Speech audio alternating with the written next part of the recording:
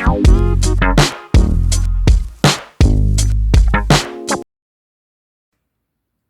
guys, how are we? Hope you've been well.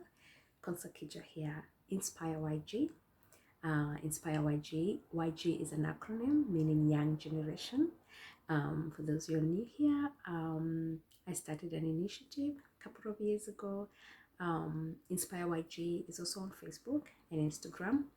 And like I said, YG is an acronym for Young Generation, and I started it as an initiative to sort of share my journey and inspire international students in Sydney. But then my hope and desire was that it was going to go beyond Australia now. So I come on here and I share my journey. I share some of the experiences that I've had as an international student in Australia, but I also share some of my journey as a young person growing up in Kenya. So I have been thinking about something the whole of this week. I've been thinking about what happened to me when I finished uni. And I feel like, I don't know where I got it, but I listen and watch a lot of people sharing their journey, and especially in the education world or in the business world. And someone, I cannot for the life of me remember who it was, but I know they mentioned that the expectations students have when they finish uni or college, and sometimes how those expectations can actually give people a lot of stress, and in some cases even depression, or anxiety, and all those kind of diseases or issues, lifestyle issues that come about because of constantly thinking and worrying and having too much expectations.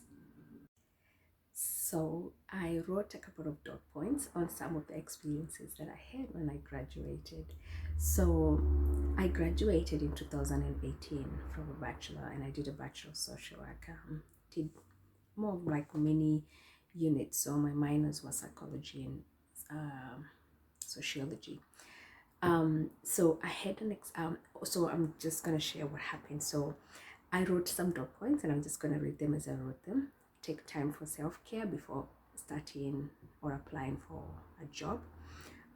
Take a holiday, take a break, go back home, go to your shags. So shags is like back home. We talk about leaving the city and going to your grandparents. It's actually nice to go somewhere, go for a holiday, visit a friend. If you're in Australia as an international student, maybe go back home as well. It's just good to break that monotony. What happened to me was I was having nightmares that I haven't submitted assignments. So I graduated in 2018 December. The whole of that month and the month after, I was just waking up in the middle of the night because I used to do my assignment at between 3 a.m. and 5 a.m.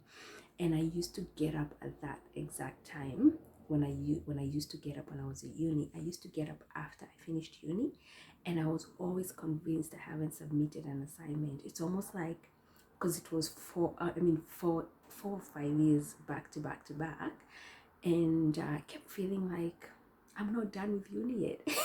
So it was traumatizing. And so I booked a cruise, and I went for a 5 day 4 nights cruise in a place called Queensland, a place called Moreton Island. I'm gonna insert a picture here maybe, but I will do a separate video of how that went. It was a beautiful it was a beautiful experience, and it didn't even cost me much, or it didn't cost me as much as I thought I would. I would give some tips on when to actually get discounts for cruises, and I don't even know when we can never talk about going on a cruise again with the COVID madness. But yeah, so do something that makes you happy.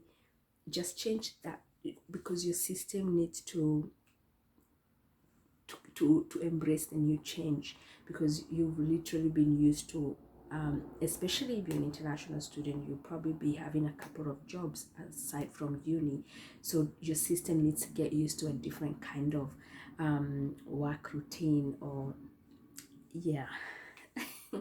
So the other point I wrote was the world in the field you studied isn't necessarily waiting for you. Ouch. The world in the field you studied isn't waiting for you. So, I mean, this will probably be different because I will do another video to talk about my experience when I finished college in Kenya. This one is specifically for when I finished uni in Australia. So what happened was I was really passionate about, I did social work, and I was really passionate about getting into the mental health environment and industry, whether is with the community or in hospital. And shock on me, like, this is some of the things that you might go through as an international student, depending on the course you do. There's so many things that are beyond your control that can happen after you graduate. For example, my course was very marketable when I was at uni. Then by the time I finished uni, it was just 1 year to COVID, because literally COVID started in 2019. And so in Australia, there's something called SOL list, which is the skilled occupation list. And so if your course, the field you studied is in that list, that shows that course is marketable, and chances are you can get a job, because then you'll be accredited for the course. But what happened was, when you finished also, there's so many other things that happen, because most often than not, your visa is about to expire. So you have to renew your visa, and you have to do English tests. Yes, you finished uni in Australia in English, in a university in Australia, you still have to do another test, another English test, to prove you can work. Make it make sense. But anyway, by the time I'm organizing all this and doing the paperwork, my course was removed from the list when COVID hit. So that meant I could not be accredited, and it was devastating, because now I knew without accreditation I would probably not get the job, because I kept applying for the social work, mental health social work jobs, but they couldn't. I wasn't getting any reply. I always say, when I apply for a job, I'll get it, because I feel like I represent myself better than even my resume. Yes, my resume is the entry point, but I feel like I'm able to express myself better and sort of share what I can offer to a company. I'll do another video actually and share my journey on how I have actually never applied for a job and never got it. And I don't think there's a magic to it. I just think there's strategies to look at, and there's preparation to be done. But I'll do another video on that. Anyway, yeah, so that's the second point, that you might study, you might finish uni, but so many other factors beyond your control, like political changes, or visa changes, or your course, the course you studied, if it's not considered marketable anymore, or at that particular time, all these changes can happen, and it can affect the ideas or the expectations that you had, right? So the third point I wrote was, don't have expectations. Oh, there you go. Don't have expectations of the jobs you'll get or companies you work for. So yeah, myself, that was what I learned. I had expectations on the kind of job I wanted to do and what I felt I was passionate about, but I didn't, and it was fixated. I did not think about, hey, what else are you good at? So you must be good at something else, not just this.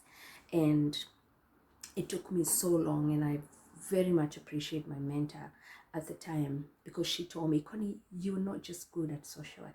You have so much in you. Think about what else you can offer. Think about something else you've got experience in. And obviously I had experience in so many other roles, because I had worked as an assistant, I had worked as a waitress, I had worked as a cleaner, I had worked as a diversional therapist, I had worked as an assistant nurse. So I had all these other experiences, but I was fixated on the fact that I've graduated, I have to do this job, and it's not always like that. And I learned it's actually very helpful if you can be flexible and have as minimal or even less expectations on the jobs you want to do after you graduate, the jobs you want to search for after you graduate, and the companies you want to work for. The fourth point was think of what that guy is so mad loud. Think of what you're good at and be specific on what's your value, or what value do you have to offer as a person, irrespective of what your credentials are. That's the point I was talking about. It's funny how I'm going ahead of my points, but basically that's what I'm talking about. So you don't have to find the job in the line of the course you just finished. Actually, I came to learn that most of my classmates, even the ones who are Australians, who didn't have issues with accreditation, because with Australians they don't even need to go through all this paperwork.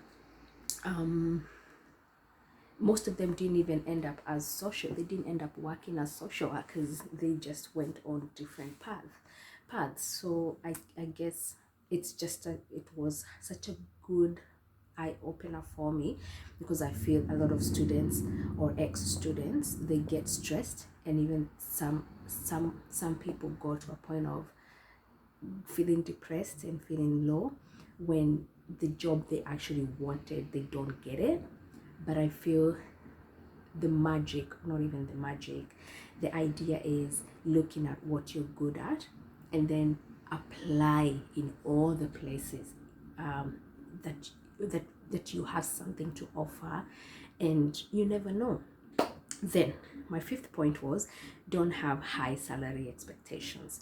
So entry-level wages or remunerations for jobs, especially for graduates, they're very, very low compared to like senior staff or people who have accumulated work experience post studies.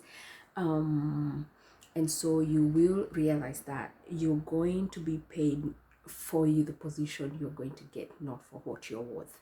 So you probably know what you're worth. Maybe you know your expertise, you know the experience, you know what you have to offer.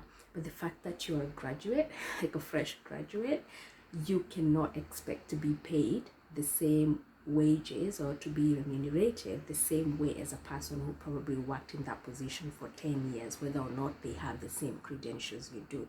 So that's also another one, not having high expectations when it comes to salary. It will get there, and experience is what actually gets you to that high wage compared to credentials, whether university degrees or diplomas or certificates. Okay, so the last one was a bonus. So I'm just going to say this, I'm going to read it as I wrote it. Regardless of how you feel about your role after our post-graduation, give it all you got. If you can be trusted in little, surely you can be trusted with more. These will be your stepping stone to your destined position. So I hope that was helpful. And if you have just graduated, first and foremost, I want to say congratulations to you, because I can imagine studying during the pandemic hasn't been easy, but hanging there, you've done amazing. You've done the hard part. So go out there, send resumes to as many places as you can, as long as you know you have something to offer in those companies, whether or not is in line with what you specifically in line with what you studied. And stay hopeful and keep dreaming. All right, don't give up on your dreams, guys. And please, if this is your first time popping in, don't forget to share, don't forget to like and to subscribe, and please comment down below and share with me, how was your experience after you studied, after graduation, and did things go the way you wanted, or where are you at the moment? Thank you so much for watching, and till the next one. Bye.